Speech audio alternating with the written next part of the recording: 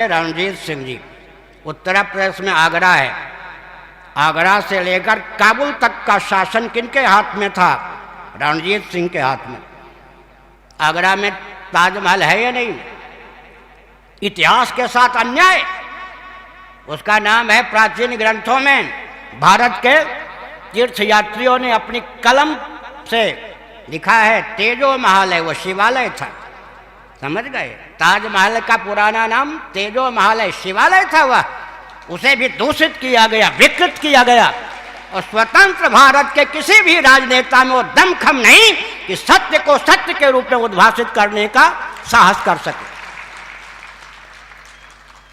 सन 1846 के बाद अंग्रेजों ने छल व डंके की चोट से काबुल को, गांधार को या अफगानिस्तान को भारत से पृथक किया। उसके बाद उन्होंने श्रीलंका को भारत से पृथक किया। उसके बाद उन्होंने बर्मा को भारत से पृथक किया।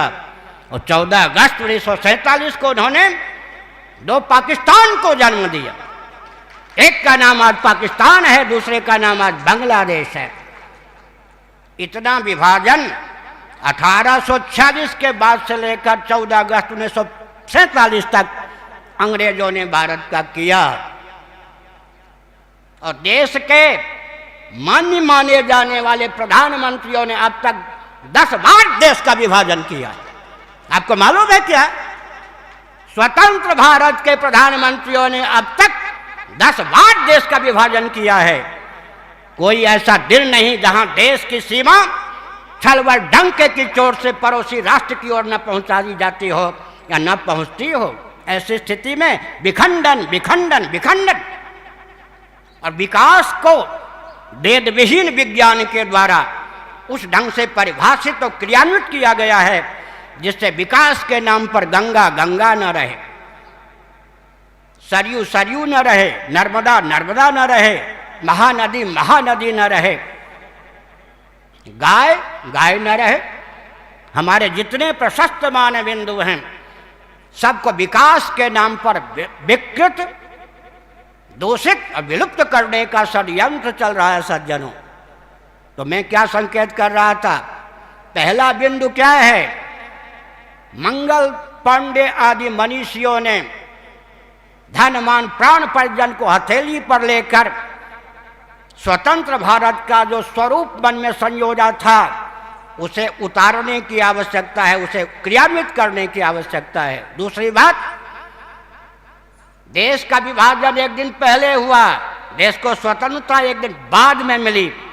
ऐसी स्थिति में पाकिस्तान बनने के बाद भारत का स्वरूप कैसा होना चाहिए था, इस पर विचार विमर्श की आवश्यकता है। मानवाधिकार की सीमा में मैं डंके की चोट से कहता हूं, इन दोनों बिंदुओं में जिस राजनेता और राजनीतिक दल को आस्था नहीं है, भारत में वो चुनाव लड़ने में अधिकृत नहीं है।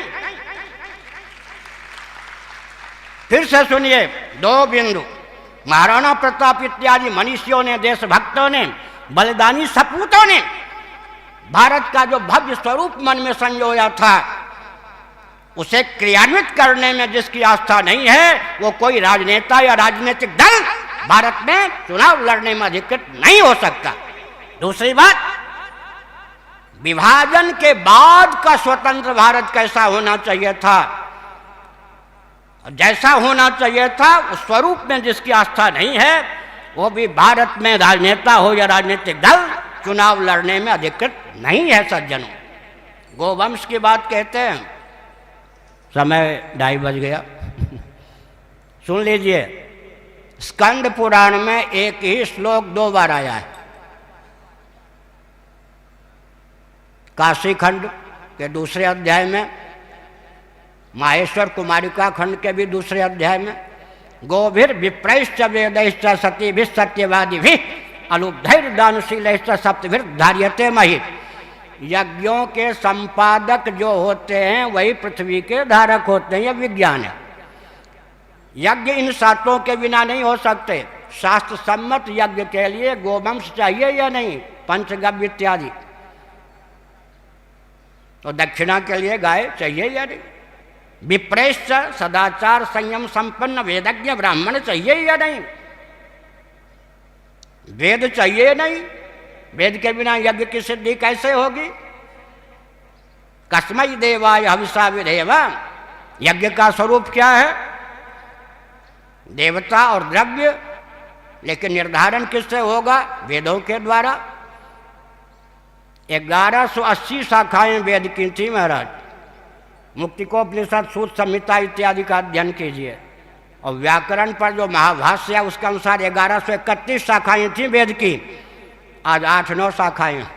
मनु महाराज ने डंके की चोट से वेद का महात्म्य उद्घोषित करते हुए कहा, भूतम भव्यम भविष्यं च सर्वम वेदात् प्रसिद्ध्यति, जो कुछ काल गर्भित है सबका विज्ञान वेदों के द्वारा होता है।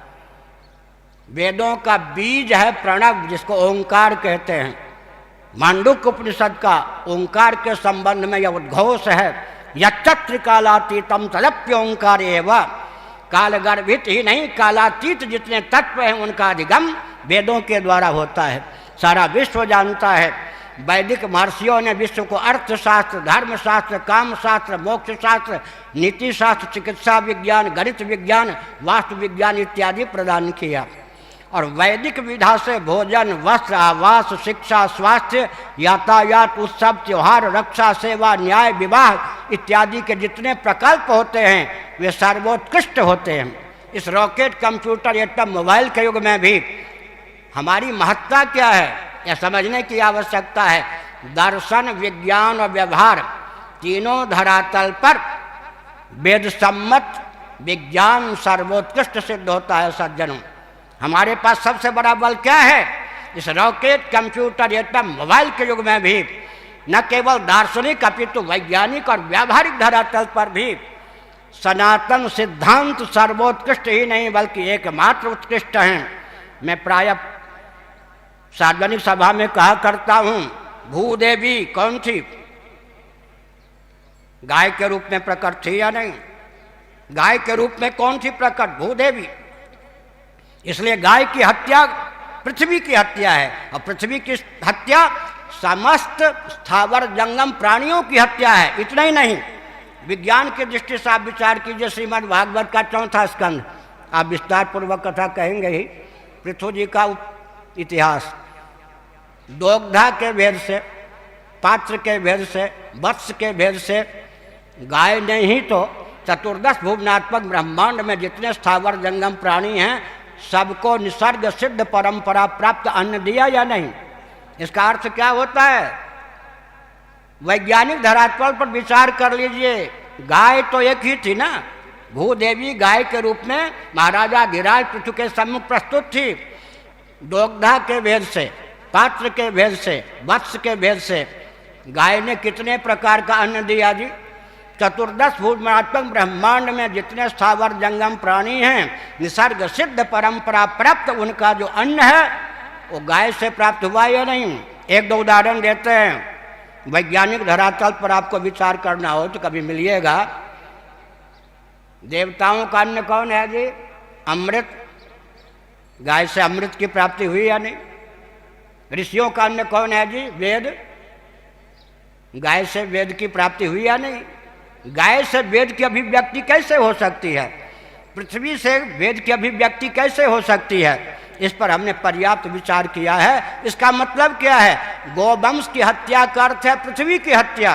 गोवंश की हत्या का अर्थ है चतुर्दश भुवनात्मक ब्रह्मांड में देवता ऋषि से लेकर जितने स्थावर प्राणी हैं, ब्रह्मा जी से लेकर कुशकंटक पर्यंत, इन सब प्राणियों का जो निसर्ग सिद्ध आहार है उसको नष्ट कर देना। और आहार के बिना तो जीवन यापन संभव ही नहीं है। चतुर्दश भुवनात्मक ब्रह्मांड के अस्तित्व को विलुप्त करने का षड्यंत्र एक गोहत्यारा करता है। गोहत्यारा। ऐसी स्थिति में गोवंश की हत्या समग्र स्थावर जंगम प्राणियों की हत्या है। गोभिर विप्रैश्च वेदैश्च, सती भी सभ्यता के नाम पर सतियों का विलोप किया जा रहा है छल बल डंके की चोट से। सत्यवादियों का विलोप किया जा रहा है, दानशीलों का विलोप किया जा रहा है, और यहाँ तक कि सती भी सत्यवाद भी अलुब्ध ही निर्लोभ व्यक्तियों का विलोप किया जा रहा है। और मैं संकेत कर दूं, धर्म कामश्च कालश्च वसुर्वासुकिरेव च अनंत कपिलश्च व सप्तैते धरणी धरा। व्याख्या का समय नहीं है। ये जो पुरुषार्थ, चतुष्टय और काल, ये पृथ्वी के धारक हैं। क्या सचमुच में मोक्ष का मार्ग रह गया आजकल?